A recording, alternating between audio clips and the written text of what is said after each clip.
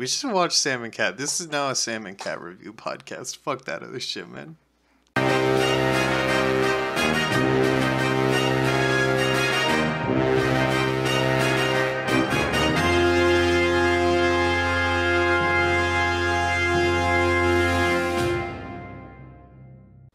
Hello, this is the Ankh-Morpork Historians Guild. We are here with you today to talk about Eric. My name is, what is my name? My name is Mulch. My pronouns are they, them. I've messed that up a little bit, but That's you guys okay. introduce yourselves too. My name is Purtis, and I also use they, them pronouns. My name is Chio, and I use she, her pronouns. Yep, We're doing great, guys. we're doing great. We got this. Let's talk about Eric. This is... we've kind of described this as the last weak point before a really good stretch of books. Which it's a Rincewind book, so, you know, it's a Rincewind book. We fucking ate him, boys. I liked it. I thought it was fun. It is an okay book. Yeah. This is That's a good... the most popcorn book for me so far. I Yeah. went through it and I was like, I can barely recall what happened. None of it was like particularly stand out for me. It was just Yes. I had that exact same it was experience. just really flat. I finished Yeah. it. I have read it through twice. I finished it the second time last week.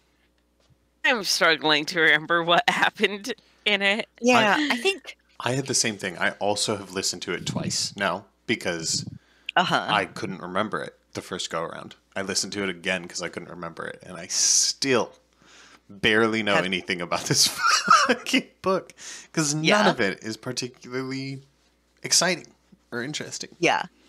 Yeah. So basically, what it is it's a sort of riff on Faust, where in the previous Rincewind book, he was trapped inside of the Dungeon Dimensions. the dungeon dimensions, and in this book, he manages to escape because He gets summoned like he was a demon. yes. Yeah. So, what's Faust? Faust. Faust. What's Faust? Faust is a very famous legend. Like, he's a very famous character in a legend. He makes a pact with the devil for unlimited knowledge and worldly pleasures, but it like goes wrong. It's a teaching lesson. He's damned. Yeah. And then various interpretations of the character of Faust have like kind of affected how we think about all of religion and all of theology. It's a hugely impactful cultural touchstone. Have you ever heard the term Faustian bargain? I have not, but I believe that it is a term. Devil at the Crossroads stories. This is one of the most famous early Devil at the Crossroads stories. Yeah. Yeah, Faust. for sure. Yeah. Though clearly I hadn't heard as much about it as I thought I had, because I've been pronouncing it Faust. I was also pronouncing it Faust. That's okay. Faust. I've always heard it Faustian. And this is a riff on that. Rincewind is summoned as a demon to a young boy named Eric, who desires all the things young boys do, mostly fucking. He mostly desires to fuck. Yeah. I say young boy. I think he's supposed to be like 15 or 16. He's 14, yeah. 14. Yeah, he's specifically listed as 14 a few times. Yeah. Yep. I do find the horniness less overbearing in this book. Well, yeah. Largely because it's not from the perspective character. Yes. Yeah, it's the thing is, the great thing about this book is that Rincewind never once interacts with a woman.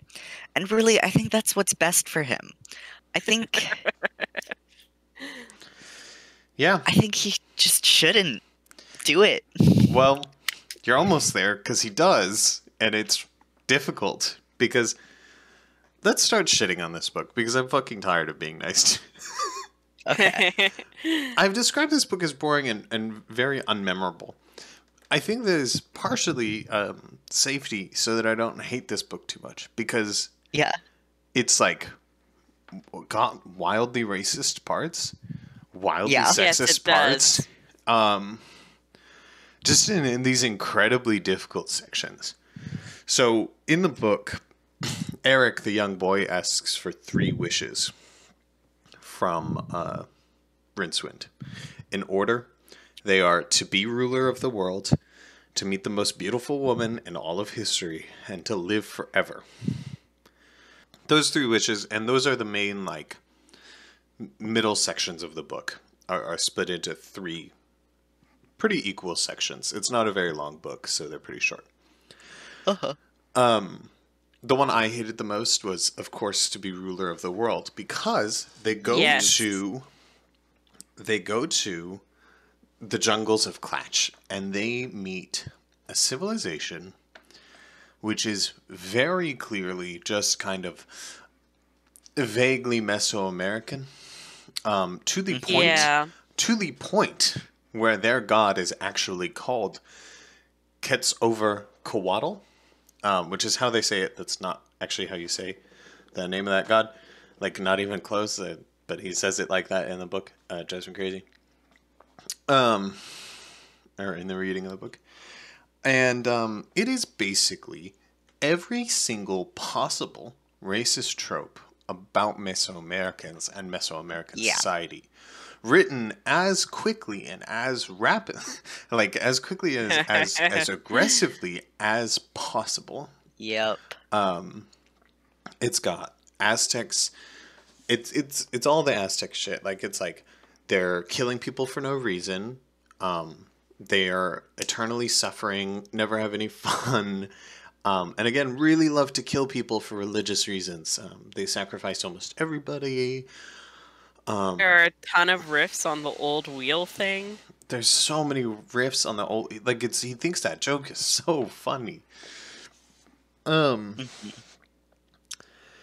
They kill a random scientist guy, or they desire to, and they do even more. They make the god a fake demon, which is, and I cannot stress this enough, literally Spanish Inquisition propaganda shit. Like, God.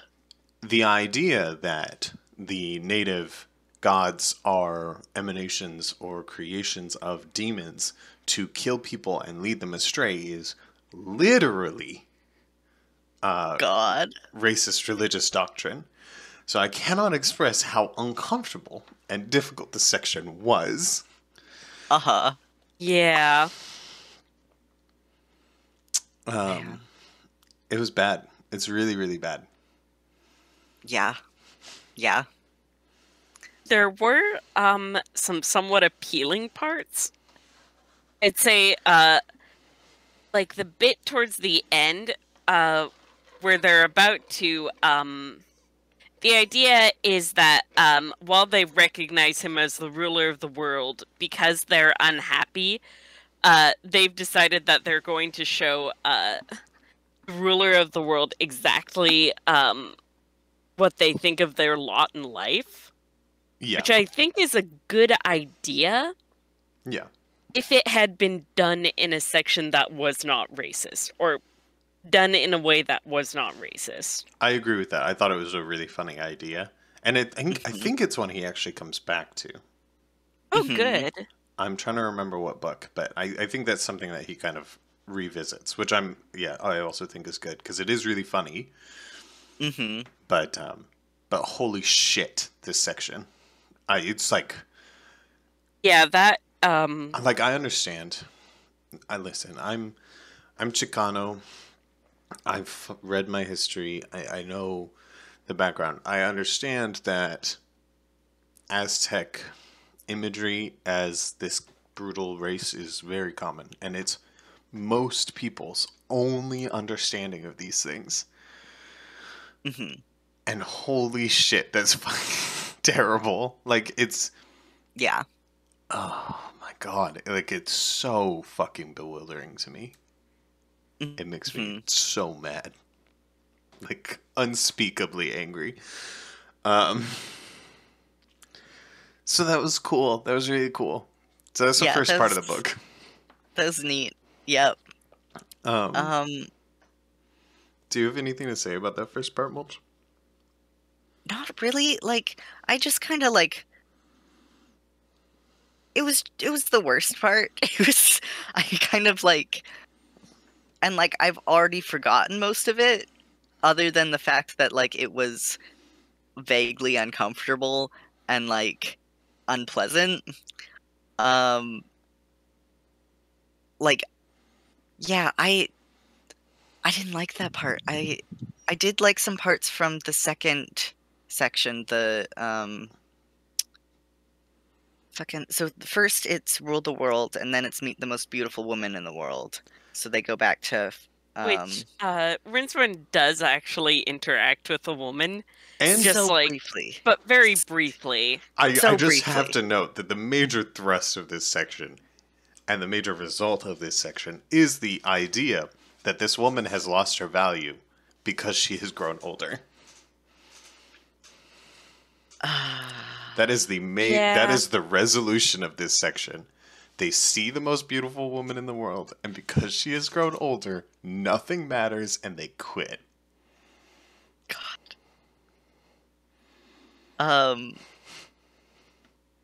Man. I do like the horse thing in this, though. It is exceptionally funny. Yeah, so the most beautiful woman in the world section parodies the Trojan War and Helen of Troy. Which he finds the Trojan War very funny. He has several books where he riffs on the wooden horse thing. And he's right too, because it is a ridiculous story. Yeah. To be honest. It is. Yeah, so they do some jokes about the horses, and they get trapped. The luggage shows up and ends the Trojan War, essentially. Yes. Is the result. Yes. Just like the legend showed up in the section before and killed their god. Yeah, the luggage is actually the only good character in this. Yeah. Mm-hmm. Yeah. As he is in like every Rincewind book, I should note. Like, I love the luggage. Is I would die for the luggage. Yes. The luggage is a good boy and deserves a better owner, frankly. He does. Yeah. He chose wrong, man. He chose wrong. Yeah. He chose so fucking wrong. Well, he was given to Rincewind. He didn't have a choice. But he also chose.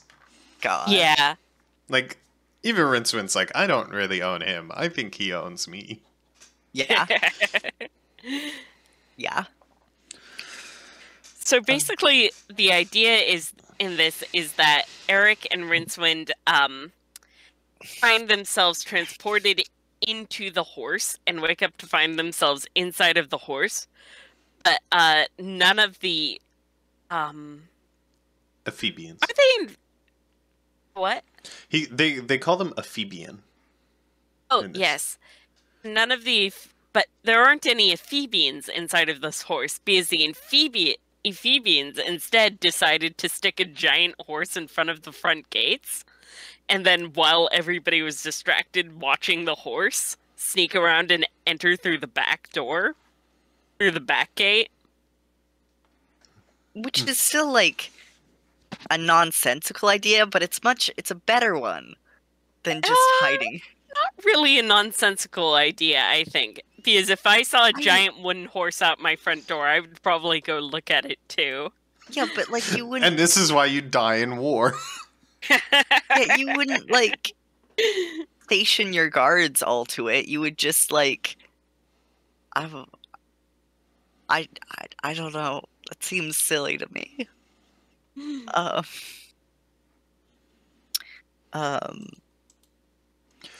Yeah, the character though, the guy who was feeding the luggage sandwiches, Rincewind's ancestor, kind of um like he kind of gave me Sam Vimes vibes. Like I said this before, but like just he seems very tired. Yeah. Rincewind ancestor being a Ulysses parody, I think. Yes. Mm-hmm. Yeah. Very good. Yeah, they reveal at the end of this section that Levelus, who is the commander of the Ephebian army, his name translates into Rincer of Winds. He also sails home, and it takes him 10 years to go home, which is the Odyssey.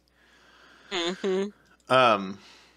They meet him in hell later, and he's like, "What the fuck, bro? You should have stopped me from doing that," which is good. Also, he's in hell.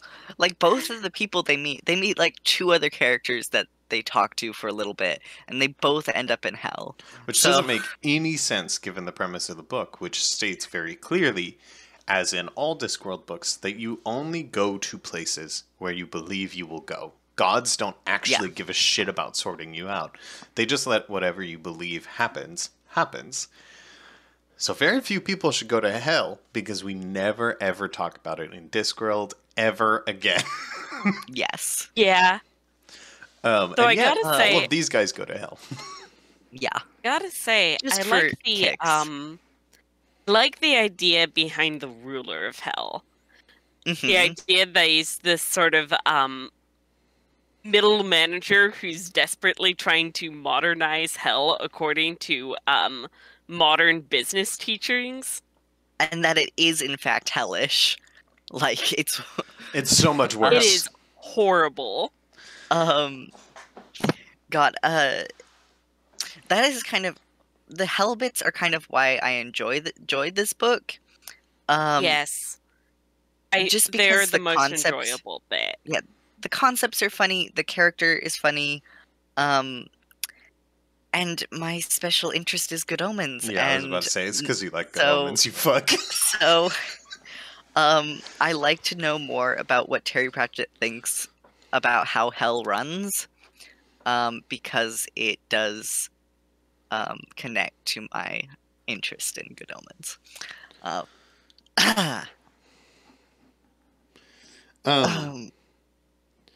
But yeah. So we have to note, and I cannot express this enough. The end of the "To Meet the Most Beautiful Woman in the World" in all of history is that they finish the siege, they do the Trojan horse thing, the luggage kills just a lot of people, and then they go see Helen of Troy, which they called Eleanor in this.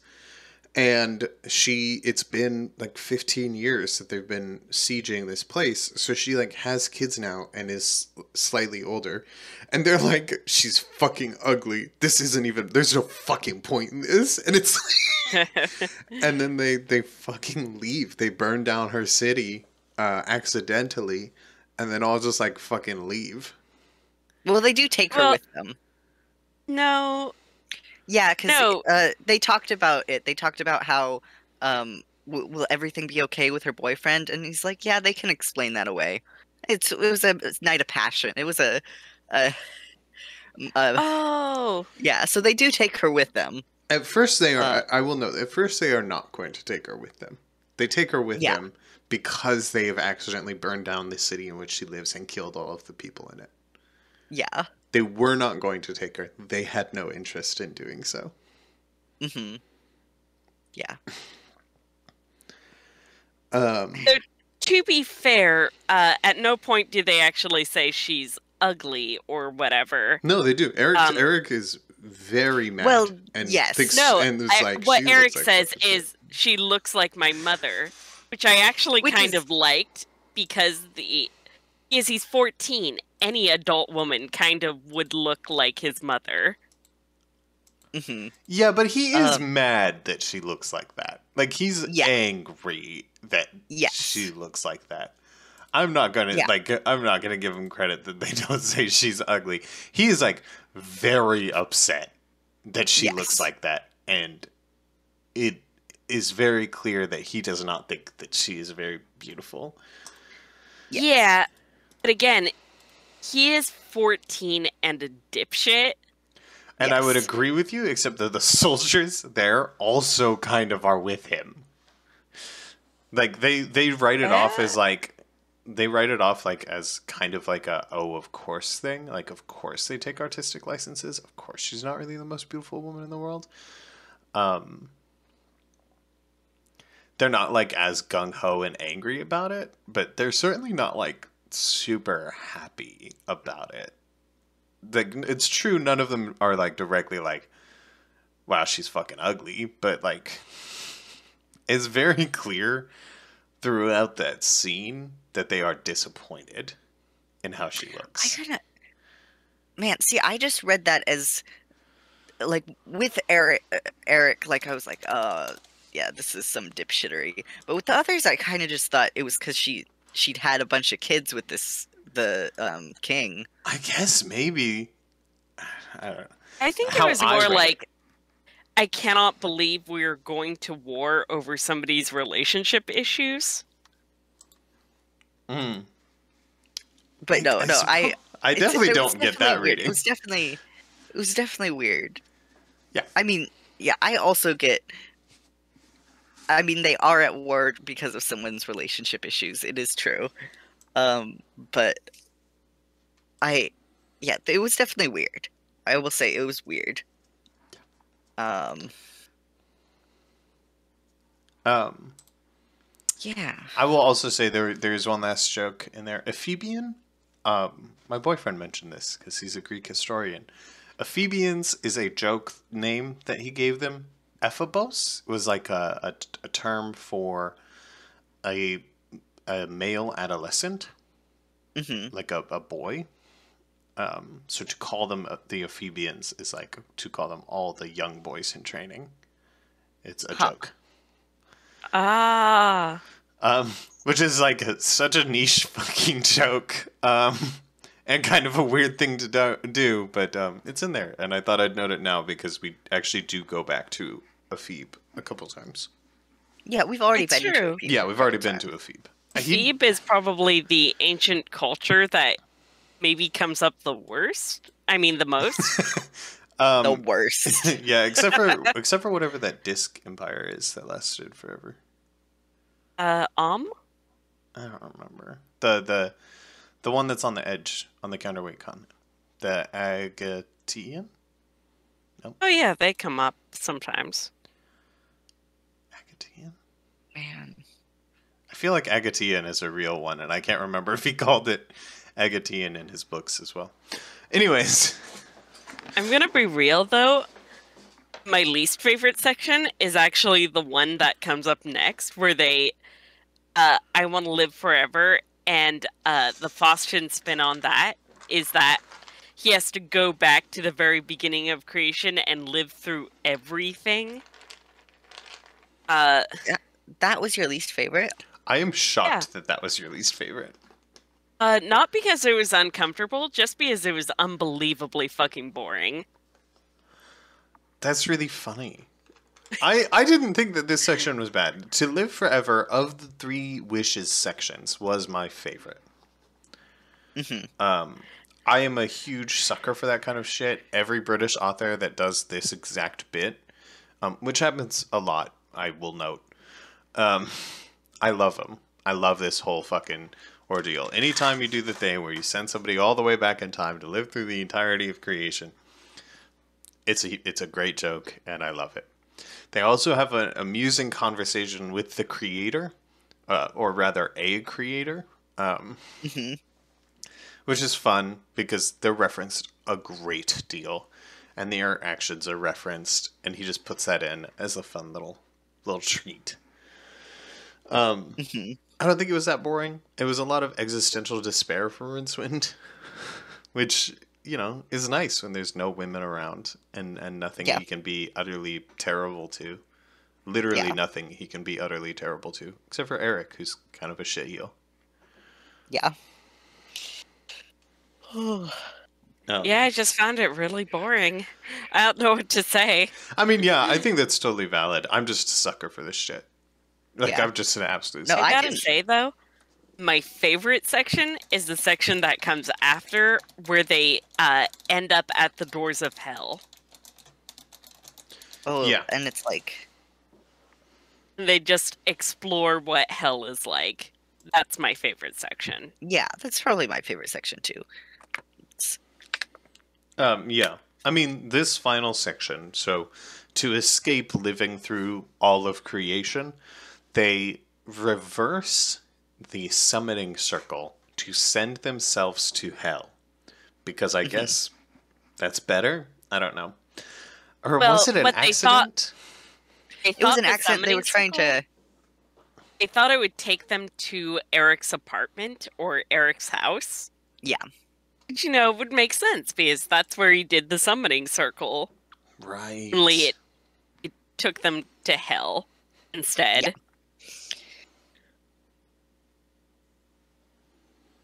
Yeah.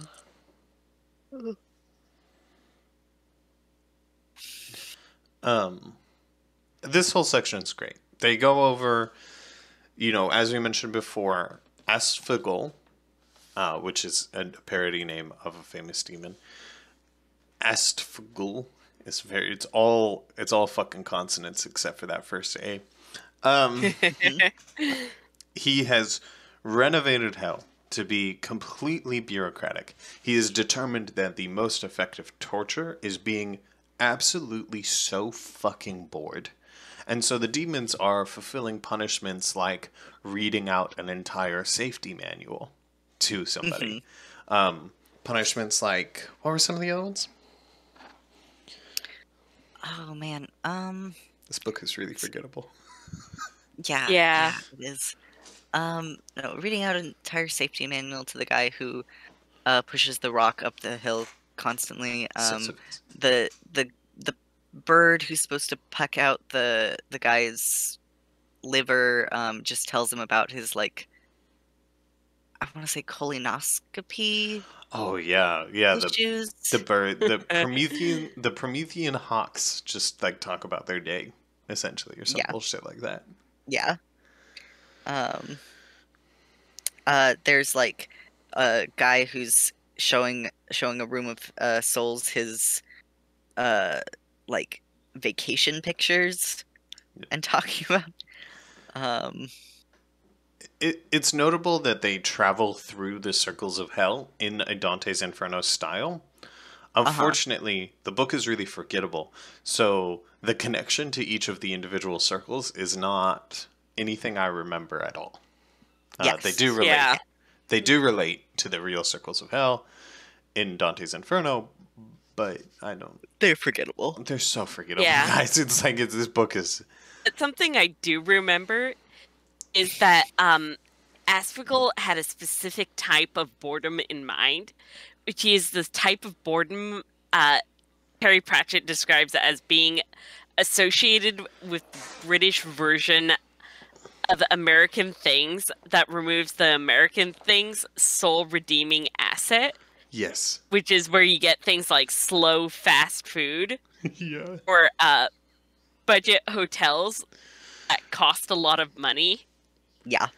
It's incredibly. It's such a good line.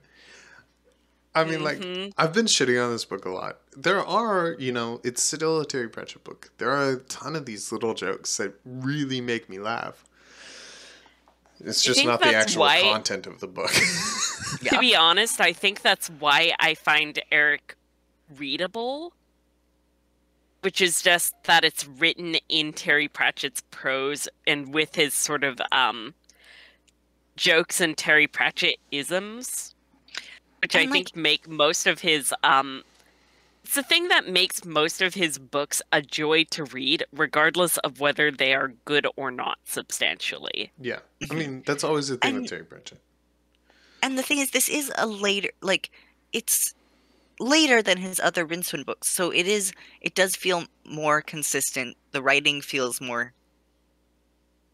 Though I will say, it doesn't feel as uneven I will say, I think this is much worse than the Light Fantastic. Yeah. But, like... I don't know if it's worse than the Light Fantastic, but I accept that you like the Light Fantastic. Yeah. The thing is, I think the worst parts of the Light Fantastic are much worse than... Like... Yeah. It was more consistently enjoyable to read than the Light Fantastic for me.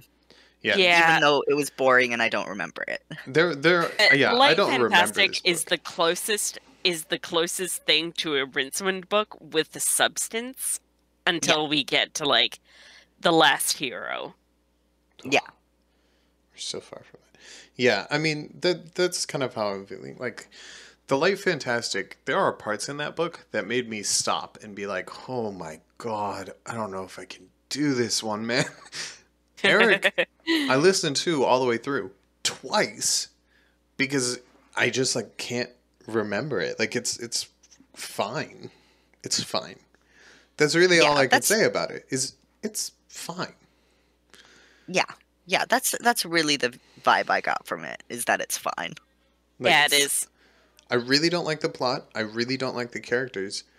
But his writing is so well done, and I guess I do like the individual side characters that we bump into, like Ponce de Querm, Lavalus, the creator, stuff like that. But and the writing is perfect. The jokes are really well done.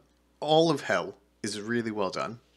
If this book had just been set in Hell the entirety, it would have been a killer book.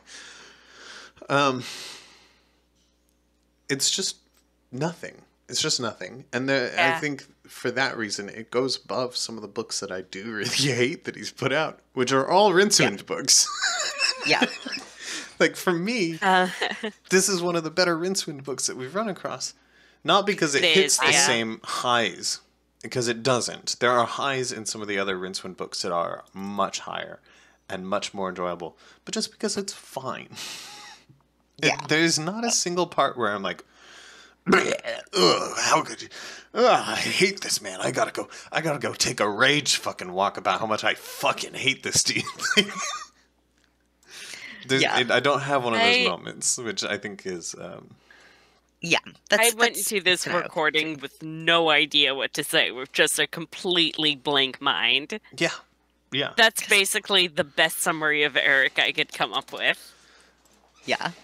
Yeah, I mean, that's kind of where I'm at, is like, it's fine, you know? There are really racist parts, but they're racist in normal ways, which still sucks, but is better than being, like, racist in ways that, like, I feel like could have... exciting and new. Well, not exciting or new, but you know, when you're talking about a more modern day kind of racism, you understand that a person is being pulled into something more consciously. Whereas if you want to learn about the Aztec Empire, it is nearly impossible to not think that the things that he kind of describes are the things, especially before, I don't know, 2015 at best. Yeah. Right? Like, I care a lot about, you know, my history, you know, stuff like that. And, you know, that's how I learned about all this shit. And it's fucking hard. Like, it's fucking bullshit. So at least, like, that type of racism is easier to understand because it's a grander social scape that no man is free from. Yeah. Okay. Rather than, you know, I don't know, I hate Pakistanis because they live in my fucking neighborhood.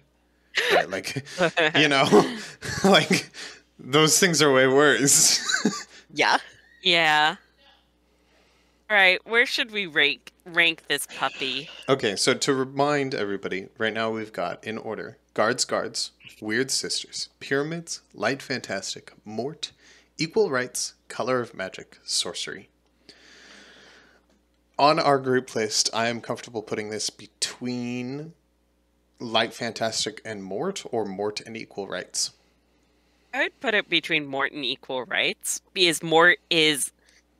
I like some of the characters in Mort. God, we cannot pause this podcast for like 5 weeks again. I'm like, what happened? God. I remember not liking Mort. And again, Eric is it was just very fine. boring. And my instinct says between Mort and Equal Rights as well. But in that section is definitely where it belongs. In my own list, I might put it below Mort, but I'll agree to above Mort. Oh yeah, I mean my personal list looks so very different from our group list. We're only 9 books in, and mine has diverged significantly. Yeah, let me. God, I gotta find my own list, my own personal list, and. All right, between Mort and Equal Rights is where I'm putting Eric. Mort and Equal Rights sounds good. I think that's where we're all leaning. So I'm gonna put it there. Okay, so it's underneath Mort and above Equal Rights. Because it's just fine. It's not in that section of books that I fucking hate, or that you guys fucking hate, like Equal Rights is. Yeah. Yeah. It's just nothing. Granted, I think I might be the only one here who like really, really hates Equal Rights. Oh yeah, my Equal Rights on my personal list is significantly higher than it is on the group list, because also all of the fucking Rinswin books are lower because you like Light Fantastic. Yeah, I like Light Fantastic. Which I did not. So I think it is one of the only really early Discworld books to have a really fantastic finale. Well, I mean, I think Color of Magic had a really good finale too. I love that. I love that cliffhanger of them literally falling off the edge of the world. Because that was still one of the only things that. Yeah, but it doesn't end. It's like the first half of a story. Well, it is the first half of a story. Yeah. But it's still a finale. Like, a cliffhanger could still be a finale. And I love the imagery surrounding that and how he writes that. I think it's a great use of a cliffhanger that genuinely left me excited, despite not liking the Color of Magic at fucking all. Okay, so the next book is pretty exciting. Oh my god. Praise the next book. Praise the next book. I'm so glad we're into pictures. A good stretch. Yeah. Yeah. I've got a physical copy of that. Oh. Yeah. It's the Industrial Revolution has come, sort of. Kind of. It's the first the Industrial Revolution for like Discworld, but like wait, no.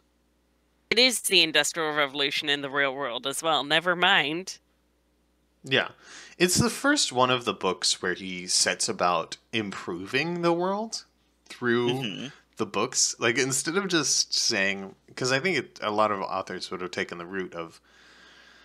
I don't like Discworld, how I've written it. I find it difficult to write about the things I want to write in this environment, in this fantasy environment.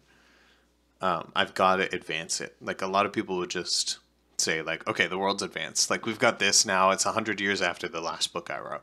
But he doesn't do that. He makes every book in this kind of section, like, advance the world a little bit. And this is the first one where I really feel like he gets that idea of having in the books itself, Discworld advance. And it's one of his most exciting ideas, and what makes the Discworld feel like a home, something that we understand so personally, that has more concrete rules, that has more concrete advancement,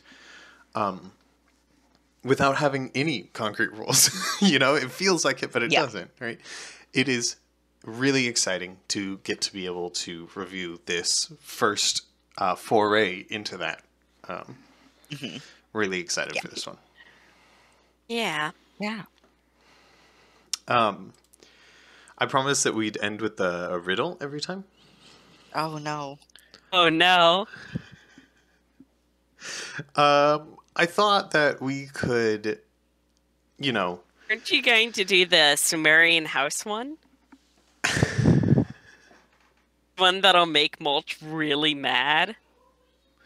I thought a Bible one would be most appropriate. Oh. I think Bolts is really gonna hate this one. Okay. Okay, throw it at me. Okay. Out of the eater, something to eat. Out of the strong, something sweet.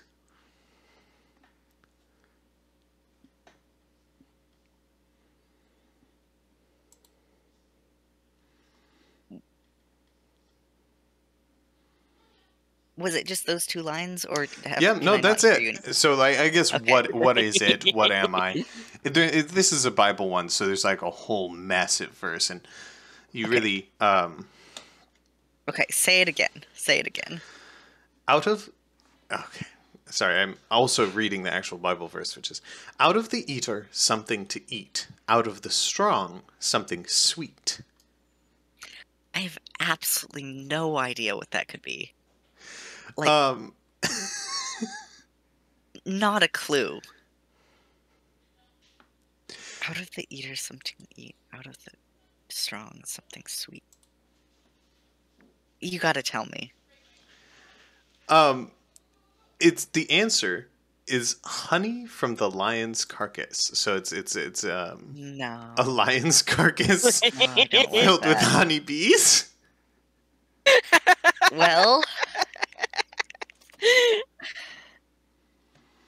that sounds okay. I think I agree that sounds like cheating. I will say incredibly frustrating. That the whole Bible verse does make more sense as he rips a fucking lion in half. It's incredible. He sets up this whole riddle just so he can fuck with these guys. He rips a lion in half with his fucking bare hands and makes bees live in it just so he can tell this riddle and have it be true. Fuck, while I really gotta read the Bible. I do. I gotta make time for it. Hey, we haven't done this podcast in a little while. This is my public PSA. I want this down in recording. Someone has made me so angry by doing this. So unspeakably angry. What? If you believe in the Christian God and you do not think the Song of Songs is divinely inspired, go fuck yourself. Go fuck yourself, and I hate you personally. Isn't that the one you said was the fucking book? It is the fucking book. Yeah, it's hugely impactful. It's the Song of Song is Solomon's kind of ode to this woman whom he loves. It is very, very different from all of his other books because Solomon, king of Judah, asked God for one gift, which was wisdom. It's actually more than one gift, but that's a side part. The most notable one is wisdom, and using that wisdom, he writes Psalms and Proverbs and Ecclesiastes, my favorite book in the Bible, and also the Song of Songs. And Song of Songs is very different from the other ones, whereas Psalms, Proverbs, and Ecclesiastes are all about passing down wisdom, passing down honor, passing down worship. Song of Songs is not. It is about the beauty and divinity in this very physical, very intimate attraction between two people.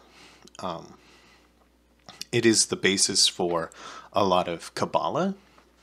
It is the basis for a lot of the divine attraction. The idea that we can be ecstatically in love and attracted to God. It can symbolize our love for each other as well, and the divine beauty in that. Wait, is that where all the Psalms come about wanting to fuck God? Yeah. I mean, kind of the long way around, but yeah.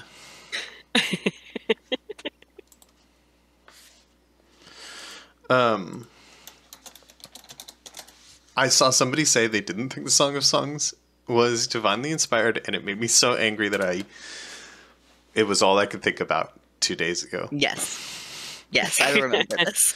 And this is my fucking platform. Yeah. So this you get to say you control the content. Exactly. Man, okay.